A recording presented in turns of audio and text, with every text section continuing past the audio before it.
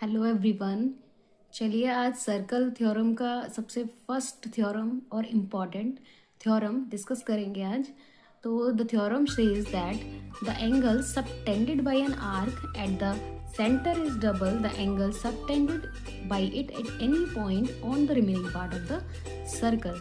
It means that हमारा theorem क्या कह रहा है कि अगर आपका कोई सर्कल है, ठीक है, तो जो सर्कल है हमारा, इस सर्कल का मान लीजिए ये सेंटर है, जिसको हम O से इंडिकेट करेंगे, सेंटर ऑफ द सर्कल, ठीक है।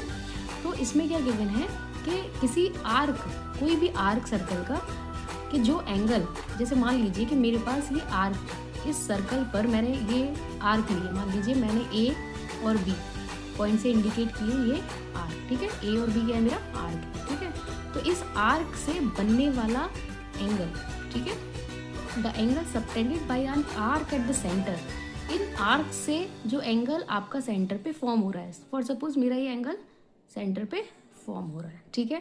तो the angle subtended bye an arc at the centre is double, ठीक है।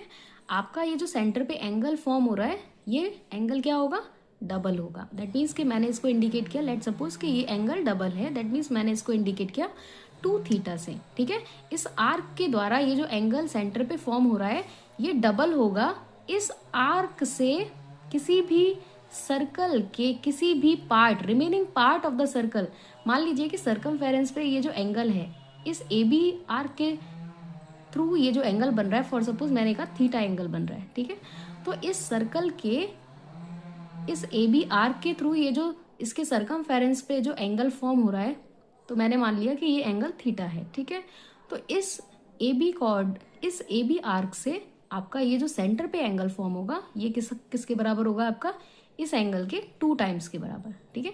मतलब अगर आपके सर्कमफेरेंस पे थीटा एंगल बन रहा है, तो आपके सेंटर पे सेम आर्क क्या बनाएगा, एंगल डबल बनाएगा, ठीक है। अगर एग्जाम्पल से समझें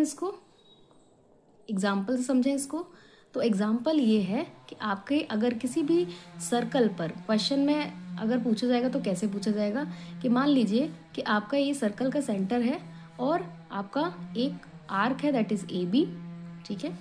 अगर मान लीजिए ये ए बी आर्क आपके सर्कमफेरेंस पर, मान लीजिए कि सर्कमफेरेंस पर मान लीजिए मैंने कहा 70 डिग्री फॉर्म कर रहा है, तो क्वेश्चन क्या बोलेगा कि बताइए angle A O B, angle A O B मतलब ये एंगल कितना होगा, ठीक है। आपसे क्या पूछा जाएगा, ए ओ बी कैलकुलेट करिए। तो ए ओ बी कैसे निकलेगा, इस एंगल का ये क्या हो जाएगा, ए ओ बी 2 टाइम्स हो जाएगा, तो ये क्या हो जाएगा 140 डिग्री। क्लियर है ना। इस तरह से हम इस एंगल को बता सकते हैं। इसका आंसर तो 70 इंटू 2 दैट इज 140 डिग्री, ठीक है।